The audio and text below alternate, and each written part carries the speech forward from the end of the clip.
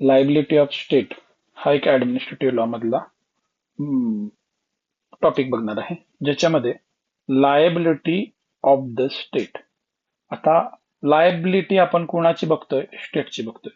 तर लायबिलिटीमध्ये तिथी तीन क्वेश्चन, इथे काही क्वेश्चन्स येतात जे आपण बघू, की एखाद्या स्टेटला आपण वेन म्हणजे कधी आपण लायबल धरणार आहे. सेकंड, हाऊ मच, कधी लायबल बघणार आहे. म्हणजे हे दोन क्वेश्चन येतात त्याच्यामध्ये, की एखाद्या स्टेटला आपण कधी लायबल घेतला, जर लायबल असेल तर त्याचे सिनारिओ कधी आहेत. सेकंड, किती लायबल धरायचं आहे. आणि जर तिसरा क्वेश्चन याच्यामध्ये सगळ्यात महत्वाचा जो येतो, की लायबल धरल्यानंतर आपल्याला नंतर नेक्स्ट रिमेडीज काय मिळणार आहेत, किंवा काय पद्धतीचं आपल्याला कंपन्सेशन मिळणार आहे. या तीन क्वेश्चन याच्यामध्ये, तीन क्वेश्चन खूप महत्वाचे आहेत. तर हे डॉक्ट्रिन ऑफ लायबिलिटी याच्यामध्ये काय आहे, की legal responsibility of the state, म्हणजे एखाद्या राज्याची कायदेशीर जबाबदारी किती आहे, की एखाद्या लोकांना कंपन्सेशन देण्याची. कधी स्टेटने जर एखाद्या ऍक्टमुळे लोकांना इंजुरी केली किंवा लॉस झाला, किंवा कोणत्याही प्रकारचा wrong caused by act or omission of the servant, म्हणजे स्टेटच्यामुळे लोकांना कोणत्या प्रकारचं नुकसान झालं, इंजुरी झाले, किंवा ओमिशन आणि कोणत्याही रॉंग ऍक्शन्समुळे त्याच्या सर्वंटच्या लोकांना कोणत्याही प्रकारचं डॅमेज झालं, तर किती पद्धतीची लायबिलिटी असली पाहिजे, या गोष्टी आपण याच्यामध्ये डिस्कस करणार आहे. एक जुनं मॅगझिन आहे बघा, king can do no wrong. राजा कधीही चुकीचं काम करू शकत नाही, करत नाही. कारण का? ऍक्च्युली राजा चुकीचं काम करत नाही असं नाही. ऍडमिनिस्ट्रेटिव्ह लॉला याला कन्वर्ट केलं, की राजाचं काम जरी चुकीचं काम असेल तरी त्याला कोणत्याही प्रकारचं कंपन्सेशन आणि डॅमेज आपण मागू शकत नाही, ज्याला आपण क्लेम्स करू शकत नाही. हे मॅगझिन इथे परत, sovereign as incapable of committing legal wrong.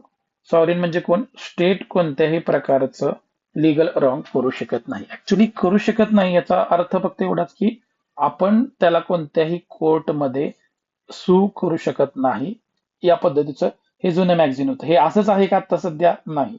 आता सध्या या मॅगझिन्सला अशा पद्धतीचं कोणतंही लिगल बॅकिंग नाही. आपण ते कसं ते आपण बघणार आहे.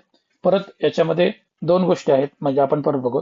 In administrative law, liability of state refers to legal responsibility of the government for wrongful act, omissions, negligence, or abuse of power committed by its official while exercising public functions. इथे administrative law मध्ये परत एकदा वाचतो. In administrative law, liability of state refers to legal responsibility of the government for a wrongful act, omission, negligence, or abuse of power committed by its official while exercising public function. म्हणजे एखाद्या कोणत्याही public officials, इथे public officials हा खूप, officials आणि public functions हे दोन शब्द इथे खूप महत्वाचे. आपण याच्यावरती खूप नंतर चर्चा करणार आहे. हे म्हणजे परत हे कन्सेप्ट कसं आलं, कुठून आलं, हे आपण नंतर डिस्कशन करणार आहे, याच्यावरती नंतर बोलू. पण त्याच्या अगोदर थेरोटिकली हे जे लायबिलिटी ऑफ स्टेट आहे, हे कशावरती डिपेंड आहे हे बघू. नेचर ऑफ स्टेट म्हणजे त्या स्टेटचं नेचर कसं आहे. त्या स्टेटचं नेचर कसं आहे म्हणजे काय, आपण बघू की त्या स्टेटमध्ये लेजिस्लेचर, एक्झिक्युटिव्ह आणि ऍडमिनिस्ट्रेशन, या तिन्हींचं रिलेशन कसं आहे, तिन्हींचे एकमेकांच्या बरोबर संबंध कसे आहेत, या कॉन्टेक्स्ट मध्ये पण हे एक महत्वाचं आहे. त्याच्यानंतर type of government. Type of government म्हणजे काय येणार इथे, की प्रेसिडेंटियल फॉर्मॅट आहे, प्रेसिडेन्शियल फॉर्म आहे. परत त्याच्यानंतर पार्लमेंटरी फॉर्म आहे, त्याच्यानंतर मोनार्चियल फॉर्म आहे. तर या कॉन्टेक्स्ट मध्ये कसे आहे, आयडिओलॉजी ऑफ गव्हर्नन्स आणि गव्हर्नमेंट, म्हणजे याच्यामध्ये परत कॅपिटलिस्ट येईल किंवा कम्युनिस्ट येईल,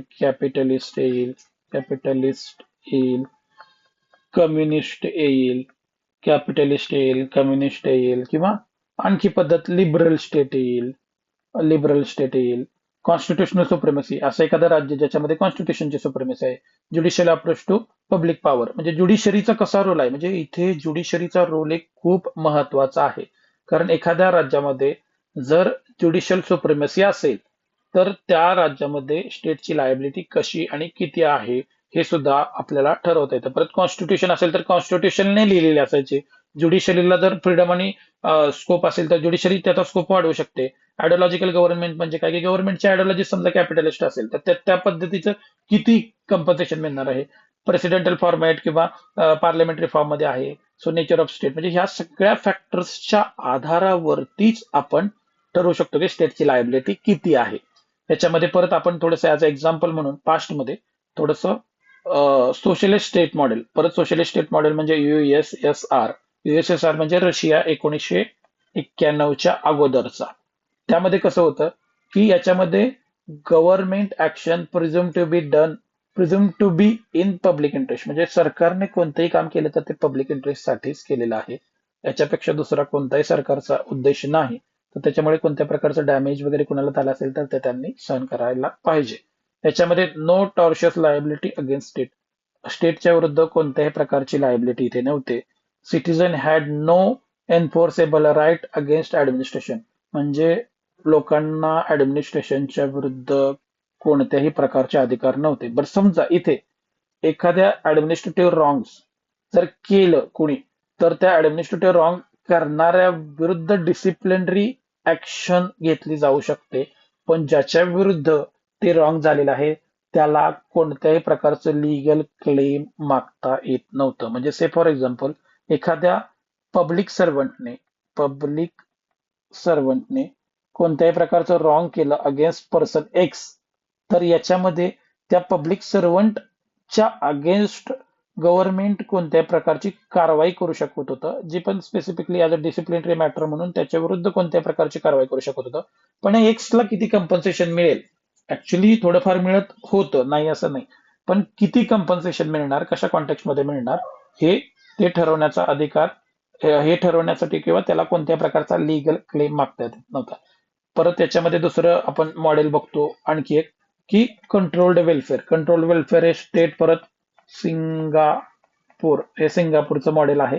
सिंगापूरचं मॉडेल आहे based on common law principle. याच्यामध्ये काय की स्टेट कॅन बी सूड लाईक प्रायव्हेट पर्सन, म्हणजे इथे एक ओरिजिनल एंट्री पॉइंट आलेला आहे या मॉडेलमध्ये की आपण स्टेटला प्रायव्हेट पर्सन सारखं सू करू शकतो सब्जेक्ट टू स्टॅट्युटरी लिमिटेशन. म्हणजे पूर्ण पद्धतीचं पूर्ण प्रकारे नाही, लिमिटेशन्स आहेत काही ना काहीतरी. काय लिमिटेशन आहेत हे जास्त डिटेलमध्ये बघण्याची काही गरज नाही. पण इथे डिटेलमध्ये एक बघतो की निग्लिजन्स, एखाद्या स्टेटने कोणतंही ऍक्ट एखादा निग्लिजंटली केलं आणि निग्लिजंटली केलेलं असेल तर त्या पद्धतीच्या ह्याच्यामध्ये करू शकतो. Judicial restraint judicial restraint in is strong in public matters, म्हणजे ज्यावेळी एखादा पब्लिक मॅटर असेल कोणताही तर त्यावेळी ज्युडिशरीला कोणत्या प्रकारचं इंटरव्हेन्शन करण्याचा अधिकार नाही याच्यामध्ये. याच्यामध्ये परत एक आहे इफिशियन्सी ओव्हर राईट्स, म्हणजे परत जे आपण हे मॉडेल बघतो की कंट्रोल्ड वेलफेअर, तर सिंगापूरचं स्टेट थोडंसं काय आपण पूर्णपणे आपण कॅपिटलिस्ट मॉडेल, एक ते कॅपिटलिस्ट मॉडेल प्लस त्याच्यामध्ये थोडंसं आपण वेलफेअर म्हणजे capital model for public oriented public oriented public oriented थोडंसं मॉडेल आहे. पण त्याच्यामध्ये एक खालचं वाक्य वाचल्यानंतर तुम्हाला public interest prevail over individual compensation, म्हणजे पब्लिक इंटरेस्ट ज्यावेळी असेल तर त्यावेळी इंडिव्हिज्युअल कंपन्सेशन हे जास्त कन्सिडर केलं जाणार नाही. एक बेंथम नावाचा थिंकर होता, तर तुम्हाला आठवत असेल तर बेंथम नावाचा थिंकर होता, ज्युरिस्प्रुडन्स मध्ये याच्याबद्दल आहे. त्याची एक थिअरी होती maximum pleasure minimum pain, pleasure and pain, greatest good of greatest number. या कॉन्टेक्स्ट मध्ये ते सांगितलेलं आहे की इंडिव्हिज्युअलला जास्त कंपन्सेशन मिळणार नाही जर एखादा परत मिळणार नाही in the sense of limited compensation वगैरे, लिमिटेड कॉन्स्टिट्युशनल रेमेडी. कॉन्स्टिट्यूशन मध्ये असं काही खूप डिटेल मध्ये एक्सप्लेन केलेलं नाही या ह्याच्यामध्ये. सो पुढे स्टेट आपण बघू, liberal democratic federal state. Liberal democratic federal state म्हणजे परत कोण येणार याच्यामध्ये, युएसए, अमेरिका येतं. अमेरिकेमध्ये एक गंमत आहे की अमेरिकेमध्ये कंपन्सेशन हे दिलं जातं, पण त्याचं कसं आहे, निग्लिजन्स ऑफ एम्प्लॉईज, म्हणजे जर एखाद्या कामगाराने कोणत्या प्रकारचं निग्लिजन्स केला तर दिलं जाऊ शकत होतं. पब्लिक पॉलिसीच्या याच्यामध्ये सुद्धा कंपन्सेशन दिलं गेलेलं आहे काही ठिकाणी.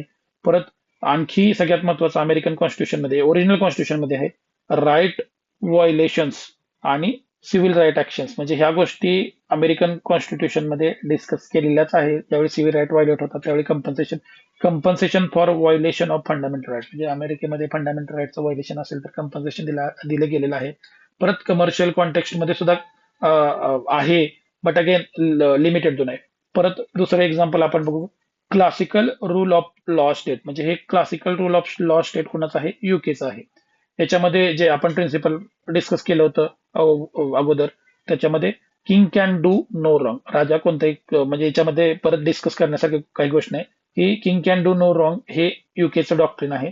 बट या डॉक्ट्रिनला crown proceeding act 1947 crown proceeding act 1947 मध्ये हे सगळं पूर्णपणे अबॉलिश करून टाकलेलं आहे. त्याच्यानंतर ज्युडिशियल रिव्ह्यूचा एक डॉक्ट्रिन, ज्युडिशियल रिव्ह्यू म्हणजे तिथली न्याय व्यवस्था ऍडमिनिस्ट्रेटिव्ह ऍक्शनचा रिव्ह्यू करू शकते कधी, जर ते अल्ट्रा व्हायलन्स असेल तर, या कॉन्टेक्स्टमध्ये दिलेलं आहे. पण परत इथे रूल ऑफ लॉ म्हणजे काय की कायद्याचं राज्य, रूल ऑफ लॉ म्हणजे काय की लॉच्या कॉन्टेक्स्टमध्येच तुम्ही काम करायचं आहे. त्याच्यामध्ये पण एक लिमिटेड डोमेन आहे. त्याच्यानंतर मी तुम्हाला एक एक राज्याचं नाव सांगतो याच्यामध्ये, तर तुम्ही ते राज्य कोणतं आहे बघा. कॉन्स्टिट्यूशनल वेलफेअर स्टेट हे कोणतं एक्झाम्पल असेल, मला तुम्ही विचार करा थोडस पॉज करून आणि सांगा. तुमची तुम्ही बघू आपण हे बरोबर. कॉन्स्टिट्यूशनल वेलफेअर स्टेट हे जगामध्ये कोणतं एक्झाम्पल आहे, ज्या मॉडेल आपण ट्रान्सफॉर्मेटिव्ह मॉडेल असं म्हणतो. परत हे मी सांगितलेलं नाही, इंडियन सुप्रीम कोर्टने व्हेरियस जजमेंट्स मध्ये सांगितलेलं आहे. हे इंडियाच्या बद्दल मी बोलतोय. वेलफेअर स्टेट, पण परत त्याचं ट्रान्सफॉर्मेटिव्ह कॉन्स्टिट्यूशनल स्टेट असं आपण हे का म्हटलेलं आहे हे आपण कधीतरी नंतर चर्चा करू याच्याबद्दल. याच्यामध्ये आपण एक गोष्ट बघतो की India recognise 3 level of state liability. 3 लेवलची कोणती कोणती आहे, टॉर्शियस लायबिलिटी, एक टॉर्शियस लायबिलिटी, दुसरी कॉन्स्टिट्यूशनल लायबिलिटी आणि तिसरी strict and absolute liability. Tortious liability मध्ये काही, ज्यावेळी स्टेट एखादं नॉन सॉव्हरेन फंक्शन करत असेल तर त्यावेळी आपण किती लायबिलिटी त्याची कशी असणार. दुसरी कॉन्स्टिट्यूशनल लायबिलिटी, इथे परत फंडामेंटल राईट आहे, आर्टिकल 32 आणि 226. पर त्याच्यामध्ये मला आणखी ऍड करायचं आहे, जर स्टेट कमर्शियल ऍक्ट करत असेल, कमर्शियल किंवा अदर फंक्शन्स करत असेल तर त्याची किती लायबिलिटी आहे. कॉन्स्टिट्यूशन मध्येच आर्टिकल 300 मध्ये पण आहे, आणि परत टू बी प्रिसाइज बघायला गेलं तर म्हणजे आपण 294 पासून पुढच्या आर्टिकल्स मध्ये आहे. स्ट्रिक्ट आणि ऍब्सोल्यूट लायबिलिटी कशी असली पाहिजे. अगेन इंडियामध्ये हे एक ज्युडिशियल इनोव्हेटिव्ह प्रिन्सिपल आहे बरं का, की कंपन्सेशन ऍज कॉन्स्टिट्यूशनल रेमेडी आणि अकाउंटेबिलिटी ऑफ ऍडमिनिस्ट्रेशनला अकाउंटेबल करण्यासाठी ज्युडिशरीने वेगवेगळ्या मेथड्सने वेगवेगळ्या थेरीज लावून कशा पद्धतीने अकाउंटेबल केलेलं आहे हे आपण पुढे बघणारच आहे. याच्यामध्ये परत कसं आहे, tort liability, constitutional compensation, strict liability आणि right base approach. India represents one of the most advanced model of state liability in global south. परत ग्लोबल साऊथ म्हणजे काय, की ग्लोबल साऊथ म्हणजे third world countries. Third world countries म्हणजे global साऊथचं model आहे याच्यामध्ये. परत आणखी एक मॉडेल आपण ज्याच्यामध्ये बघू, की इंडियाचं मॉडेल सगळ्यात बेस्ट मॉडेल म्हणतो, बट ऍज अ कॉन्स्टिट्यूशन मध्ये ट्रान्सफॉर्मेटिव्ह कॉन्स्टिट्यूशनल स्टेट म्हणून आपण कोणाला बघतो, साऊथ आफ्रिकेला बघतो. साऊथ आफ्रिकेचं मॉडेल एक परत नवीन वेगळ्या पद्धतीचं मॉडेल आहे, जिथे सुप्रिमेसी ऑफ कॉन्स्टिट्यूशन आहे, बाइंडिंग बिल ऑफ राईट्स आहे. मोस्टली हे थोडंसं राईट ओरिएंटेड जरा जास्त होतंय, पण direct constitutional damage for rights violation म्हणजे कॉन्स्टिट्यूशनल डॅमेज, कॉन्स्टिट्यूशन मध्येच हे डॅमेज आणि या गोष्टी डिस्कस केल्या आहेत. ऍडमिनिस्ट्रेटिव्ह जस्टिस गॅरंटेड, ज्यावेळी एखाद्या कोणाच्याही व्यक्तीचे, एखाद्या व्यक्ती समूहाचे राईट्स किंवा कोणत्या प्रकारचे व्हायोलेशन झाले असेल तर ऍडमिनिस्ट्रेटिव्ह जस्टिस गॅरंटेड आहे त्यांच्या ह्याच्यावर. परत हे मॉडेल इंडियामध्ये पण कसं, इंडियाच्या कॉन्टेक्स्टमध्ये कसं सिमिलर आहे हे आपण नंतर चर्चा करू. Court actively impose liability to correct systematic injustice, हे थोडंसं अपार्थाईडच्या अपार्थाईड म्हणजे वंशभेदाच्या कॉन्टेक्स्टमध्ये जरा जास्त आहे. परत त्याच्यामध्ये अकाउंटेबिलिटी ऑफ हिस्ट्रिकल रॉंग्स. परत हिस्ट्रिकल रॉंग्स म्हणजे साऊथ आफ्रिकेमध्ये वर्णभेद होता, वंशभेद होता, या कॉन्टेक्स्टमध्ये सुद्धा आपण बघितलं. स्ट्रॉंग ज्युडिशियल ऍक्टिव्हिजम, साऊथ आफ्रिकेमध्ये एक गोष्ट जो सगळ्यात मोठा ओपन करून ठेवला कॉन्स्टिट्यूशनने, की स्ट्रॉंग ज्युडिशियल ऍक्टिव्ह, ज्युडिशरी कोणत्याही प्रकारचं इंटरप्रिटेशन करून, म्हणजे with respect to matter also, की ज्युडिशरी डॅमेज आणि कंपन्सेशन डिक्लेअर करू शकतो. याच्यामध्ये कसं आहे, constitutional liability, administrative justice claim आणि स्ट्रक्चरल रेमेडी. हे स्ट्रक्चरल रेमेडीज हे महत्वाचं आहे. म्हणजे ऍडमिनिस्ट्रेटिव्ह स्ट्रक्चर मध्येच ज्युडिशरीने वेगळ्या पद्धतीचं इंटरप्रिटेशन केलेलं आहे. याच्यामध्ये परत साऊथ आफ्रिकेचं एवढं बोललोय म्हटल्यानंतर इंडियाचं थोडंसं बोललंच पाहिजे, कारण इंडियन स्टेट सुद्धा तसंच आहे. इंडियामध्ये सुप्रीम कोर्टने त्यांच्या व्हेरियस जजमेंट्स मध्ये या सगळ्या गोष्टी ज्या साऊथ आफ्रिकेच्या इथे आपण बघितल्या, सगळ्या गोष्टी आपल्या जजमेंटमध्ये आलेल्या आहेत. आणि ऍज ऑफ नाव टुडे आपल्या इंडियन ऍडमिनिस्ट्रेटिव्ह लॉ मध्ये हे सगळे डॉक्ट्रिन्स आपल्याला आहे असे दिसतात. म्हणजे इंडियातलं एक मॉडर्न, आपण अप टू दिस मार्क, आता आपण आहे 2026 मध्ये, तर 2026च्या कॉन्टेक्स्ट मध्ये हे सुप्रीम कोर्टने कंपन्सेशन डॅमेज या कॉन्टेक्स्ट मध्ये आणून ठेवलं. पण परत याच्यामध्ये स्टेटचं नेचर वगैरे या सगळ्या गोष्टी मॅटर करतात, ज्यावर आपण डिस्कस केल्या. एक वाक्य मला इथे चर्चा करू वाटतंय, वाचू वाटतं परत. South Africa treat state liability as a tool of social transformation, not merely compensation. म्हणजे फक्त कंपन्सेशन द्यायचं नाही, तर सोशल ट्रान्सफॉर्मेशन म्हणजे समाजामध्ये बदल करायचा, या पद्धतीने साऊथ आफ्रिकन मॉडेल बघतं. तर आपण हे आपल्यासाठी इंडियन मॉडेलच महत्वाचं आहे, ज्याच्यामध्ये टॉर्शियस लायबिलिटी आहे, कॉन्स्टिट्युशनल लायबिलिटी आहे, स्ट्रिक्ट लायबिलिटी आहे, परत कमर्शियल आणि वेगवेगळ्या पद्धतीचे नवीन प्रकार पडतात. त्याच्याबद्दल आपण पुढच्या लेक्चरमध्ये चर्चा करू.